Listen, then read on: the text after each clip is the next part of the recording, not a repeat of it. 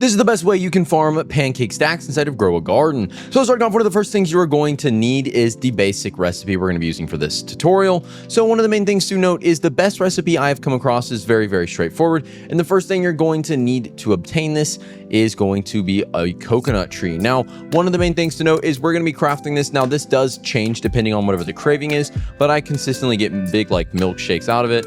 And so we're going to be trying to use that. So starting off with the first thing we're going to be using is a bunch of coconuts. So you might not believe it, but in these coconut trees, these might seem like normal ones, but one of them, this one right here, is a 950 kg coconut. And using the method, obviously I'll show you, we're going to get a bunch of coconuts that are going to be into the hundreds of kg. So one of the first things to note is the coconuts do very much need to be very big. So like this one right here is 214. And then there's other ones that are going to be things like 281. I had one previously that was 400, but this one right here up there that is, I actually used the magnifying glass on it, if I can even see it, is going to be into the almost 1,000, right? So I could have done multiple different things to make that both way bigger, but one of the main things to note is to make something or a coconut that big, there are only two pets realistically that you're going to need. And firstly, the one you're going to need is going to be the toucan. So the toucan, you're going to want a bunch of these, as many genuinely as possible. So the toucan is going to have the ability to increase tropical plant size and variance and chances of mutation. So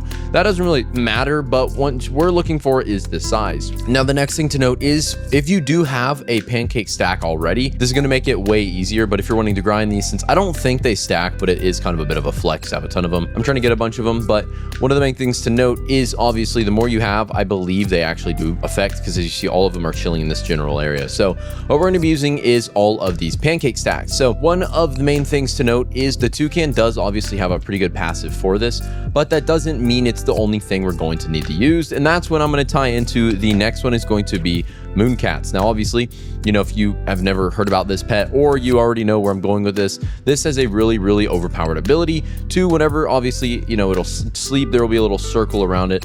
And then in that circle, anything inside of it that's growing will increase its size by a 1.5x. Now, furthermore, another thing we can incorporate into this strategy is there's two different ways you can go about this. So the first thing to get the coconuts to be really big is you're firstly going to want to look at your approach. So if you're trying to do this fast and grind coconuts consistently, I would recommend using something like the Triceratops, because every 3 minutes or so, right, it'll ram into the tree and grow everything by, expressing it 33 minutes ahead, instantly growing everything on it. So the reason why obviously the Triceratops is good for that is obviously you can do multiple coconut trees and then multiple Triceratops and then, max them all out. But one of the main things is going to be, once again, the main priority is getting both the mooncats and the toucans all surrounding the coconut tree whenever you activate it.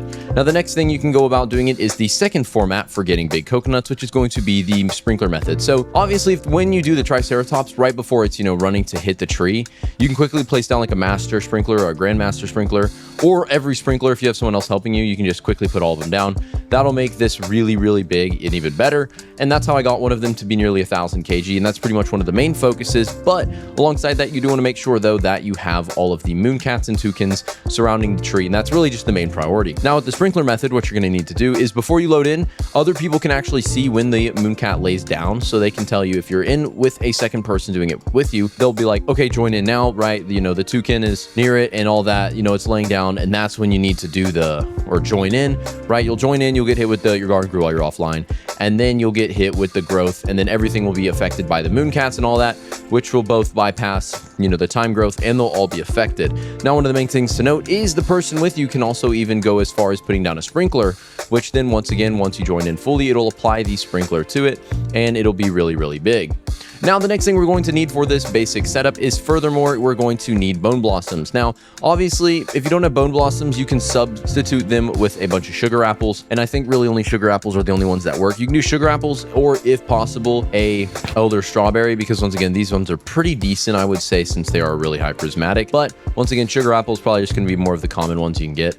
And then nextly, we're going to set up the full thing. So with all of these, I would once again recommend getting as big of a plant as you can. And just obviously the bigger the plant, the better. Once again, like past that, the rarity will already be really good, and the mutations don't really bother, because mutations are really only applicable to him right here. And with him, right, you really just want a really big high rarity one. So once we have all of this set up, so for me right now, I'm grinding this bone blossom with raccoons from one of my friends right there. So it's not really a unnecessarily hard to obtain bone blossoms. I do have a few big ones in my inventory somewhere, but they're in there. I'm not going to look for them though. But once again, I have that setup done. And so once we have all of these, you can combine them all together with this specific order. So once you have, I'm going to use probably this 280 kg one right here.